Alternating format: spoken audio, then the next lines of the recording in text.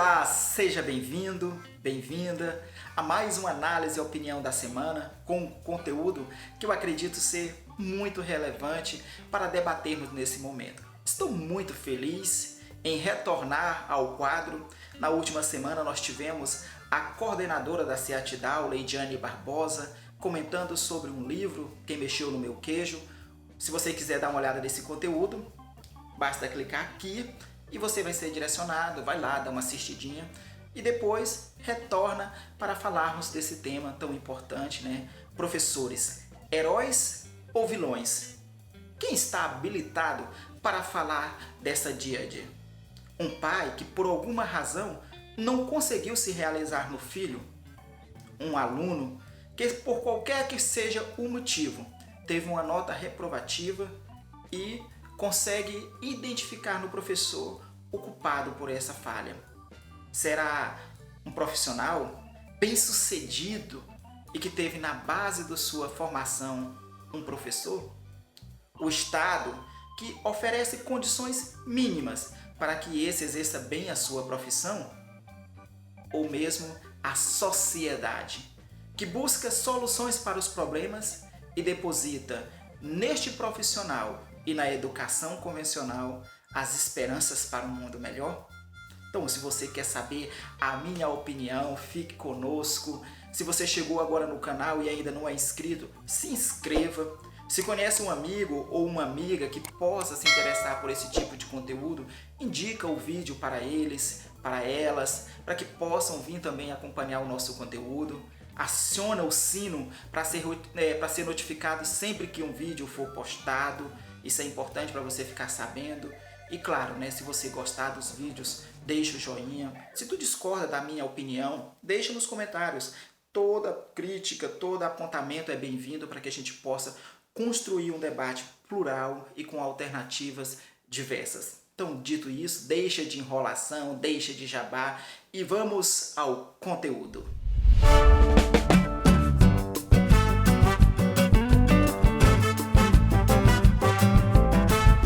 Como eu sei que nem todo mundo gosta de vídeos longos, esse vídeo ele vai estar dividido em 3 partes e você pode se direcionar a essas partes. Vou deixar na descrição também aqui, né, o minuto exato onde começa cada análise. Elas estão divididas da seguinte maneira.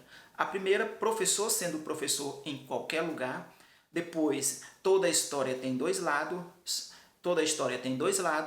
E por fim, a última abordagem, professor na atual conjuntura, como o professor está se comportando e como ele deve se comportar, né? Acredito que essa seja uma pauta nesse momento de pandemia, com essa proposta de educação à distância. Então vamos lá, iniciando por professor, sendo professor em qualquer lugar. Quero reforçar, como todo vídeo nosso, a gente faz algumas dicas de livros, né? O último foi comentado pela nossa coordenadora Leidiane, Quem Mexeu no Meu Queijo.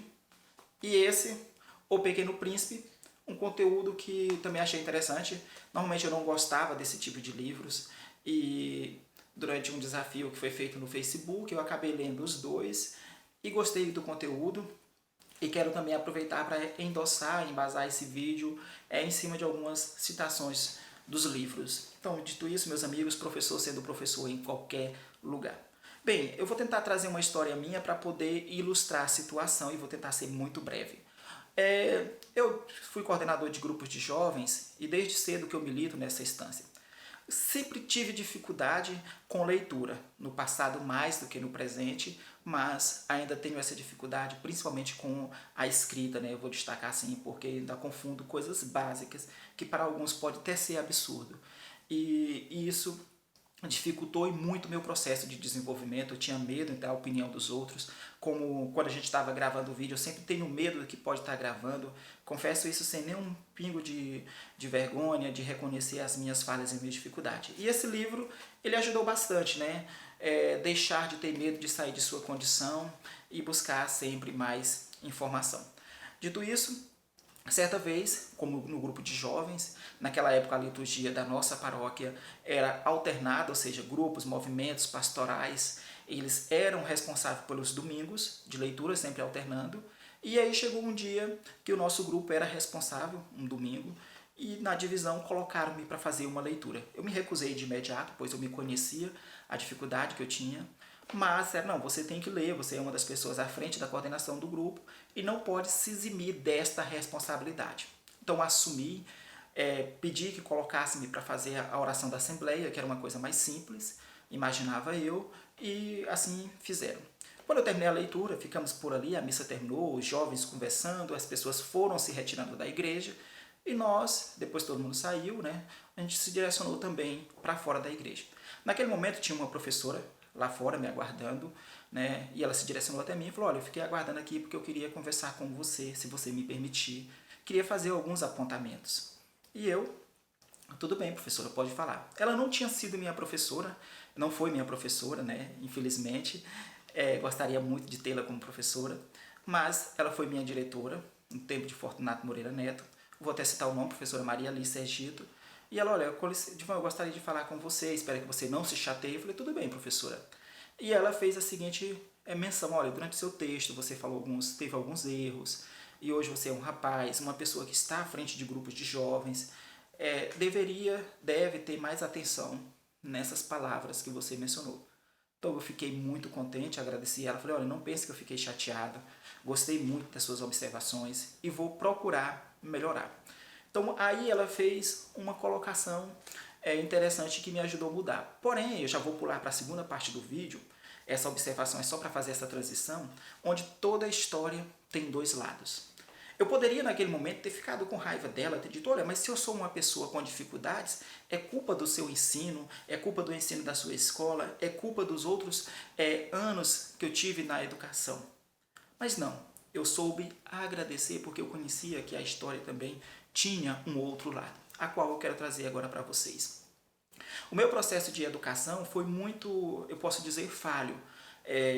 Nasci numa cidade do interior do Piauí, chamada Monsenhor Gil, 54 quilômetros na direção Teresina Picos, e vivi numa comunidade rural, onde o conhecimento que eu fui colhendo era o conhecimento do senso comum, o conhecimento empírico. Né? E durante muito tempo vivíamos nos mudando de um lugar para o outro, e eu não tive a oportunidade de ter uma educação com mais eficiência. Morei no Pará, aqui no Maranhão, na época estado do Goiás também, né? Onde hoje estado do Tocantins, mas na época estado do Goiás, morávamos lá também. Isso fruto da vida do meu pai, que vivia retirando-se em busca de emprego, quebrador de pedra.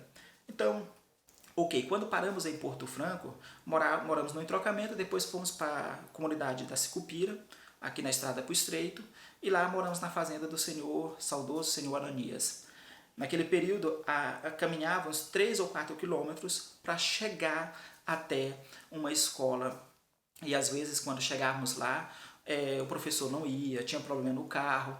Então, eram poucos os conteúdos que eram capazes de ser captados por nós. Quando terminávamos, voltava meio-dia no sol quente e aquela labuta toda, né? Vamos falar assim. Ok, quando concluímos, saímos da Sicupira e viemos para a cidade, eu já tinha 9 anos de idade, ou seja, perdi o processo inicial. No Fortunato, na época escola Edemilhome, eu comecei a estudar e lá pude colher, né, os ensinamentos que foram já pautados, mas recordando-se desse processo anterior.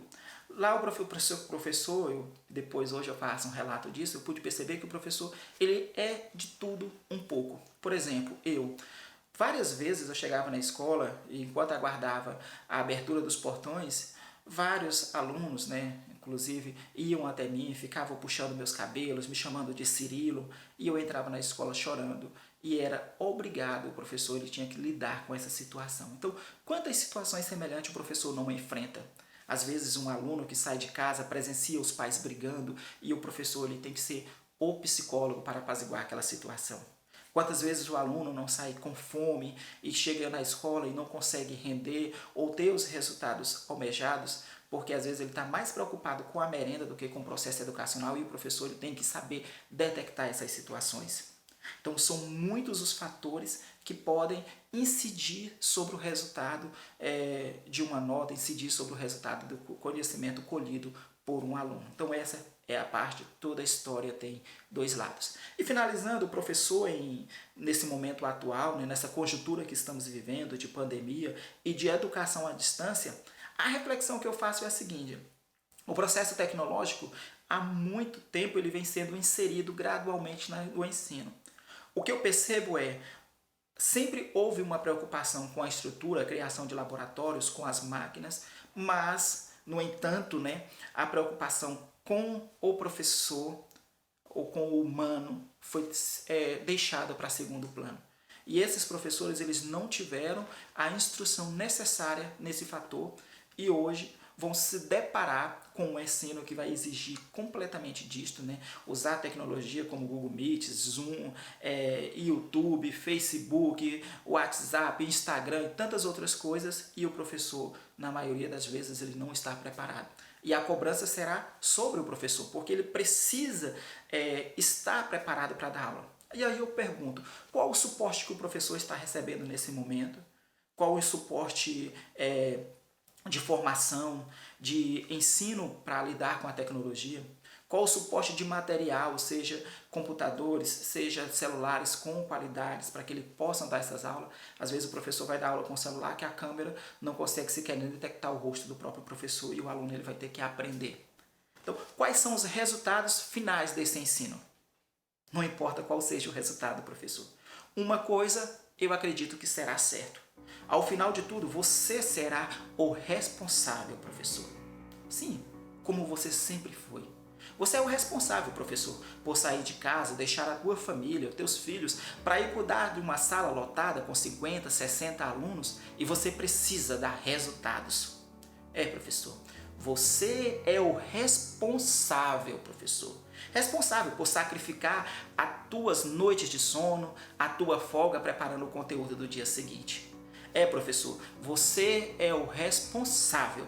Responsável por não ser capaz de transformar as limitações do Estado em sucesso. Tu és, professor, responsável. Responsável por ter que se desdobrar para oferecer para a sociedade aquilo que ela não é capaz de produzir. Isso mesmo, professor. Você é o responsável. A culpa sempre será depositada em ti.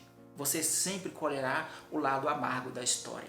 Ninguém está preocupado para reconhecer as suas falhas no processo e colaborar. A maioria das vezes esperamos que a educação convencional seja a solução. Confundimos ensino com educação. Educação que é dada pela família, educação que é dada pelas igrejas, pelas religiões, educação que é transmitida pela sociedade, através do senso comum, através das práticas empíricas do dia a dia. Mas você, professor, você será sempre o responsável, porque as pessoas não conseguem identificar o valor da tua prática pedagógica. E eu quero transmitir essas frases finais dizendo que, nesse momento em que as pessoas estão mexendo em nosso queijo, virar aqui, tava de cabeça, né? Virar. Ok. Nesse momento em que as pessoas estão mexendo em nosso queijo, você será o mais exigido. E esse livro, quando foi publicado, ele tinha por objetivo auxiliar as corporações, auxiliar as pessoas que estavam vivendo um momento de transição, de um processo onde todo mundo estava habituado a iniciar sua vida em um determinado emprego e terminá-la naquele mesmo emprego, naquela mesma corporação. E naquele momento o mundo passava por essa transformação. As pessoas eram mudadas, estavam sendo exigidas a serem mudadas de instituições, de empresas ou mesmo de cargos dentro da mesma empresa. E a adaptação não estava sendo fácil. Então o livro foi publicado com esse intuito, ajudar as pessoas a se adaptar ao novo, com suas lições, para deixar de ter medo de encarar o novo, deixar de encarar a busca e não ficar aguardando que o velho queijo voltasse ao normal. Esse normal que nós tínhamos, como as pessoas estão dizendo, um novo normal, ele vai nos apresentar um mundo mais tecnológico. E aí, professor, que o Estado saiba colocar políticas necessárias para que você tenha o suporte necessário. Saibamos aproveitar esse momento, né, para tirar essas lições e principalmente que o professor seja visto como essa peça fundamental, mas não que seja depositado nele a culpa por tudo que acontece de errado. A última lição que eu trago, a do Pequeno Príncipe, né? Quando eu li esse livro, fui brincar no salão com meu filho João Miguel e ele pegou um velocípede, ficou andando e ele sempre quando ele anda com o velocípede ele coloca o lado que eu considero como o farol do velocípede para trás. E aí eu parei, olhei para ele e falei, João Miguel, meu filho, tá errado, esse negócio aqui tem que ser para frente, é o farol. Ele falou, não papai, isso não é o farol, isso é o ventilador, o ar-condicionado. Eu parei e fiquei olhando. E aí eu comecei a me perguntar, não tinha nada a ver com o farol de fato. Porque o objeto à frente do velocípede que eu identifico como farol, né, e como é posto, ele tem uns riscos que mais parecem um ar-condicionado. E o farol não tinha aqueles riscos. Então eu fiquei perguntando e olhando, poxa, às vezes a gente passa a vida toda crendo numa coisa e, de fato, a gente não se permite a olhar a partir de outro ponto. Então essa é a nossa mensagem, esse é o meu recado dessa semana do quadro Análise e Opinião. Se você gostou, mas só se você gostou, deixa o teu joinha. Um abraço e até o próximo vídeo, se Deus nos permitir.